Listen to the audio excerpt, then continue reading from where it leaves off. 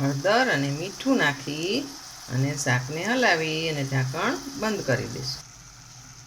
આની અંદર સહેજ પણ પાણી નાખવાનું નથી, એટલે આ શાક એકદમ ટેસ્ટી થશે.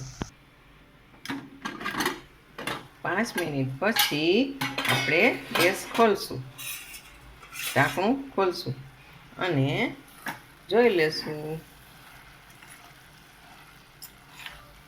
કારણ કે આ 5 જ મિનિટમાં શાક થઈ જાય છે, કેમ કે આપણે એકદમ બધું ઝીણું ઝીણું સમારેલું હોય છે. હવે ગેસ ચાલુ કરી અને પછી આપણે આ રીતે ચલાવવાનું છે અને મરચું અને ધાણા જીરું 2 જ વસ્તુ નાખવાની છે.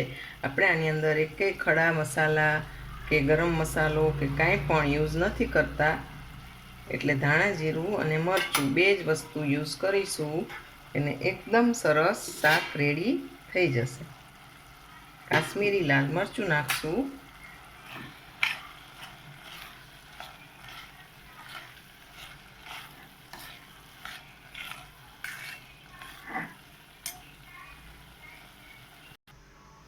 તો આપણું એકદમ સરસ વરાળિયું શાક રેડી છે.